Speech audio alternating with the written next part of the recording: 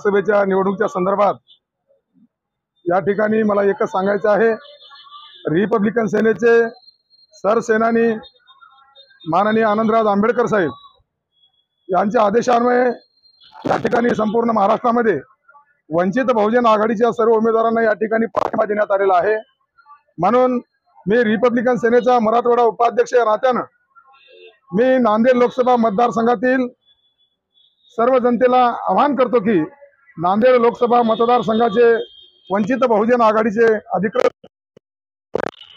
advocate Avinash भोशीकर यांना प्रचंड मताधिक्याने विजय करावे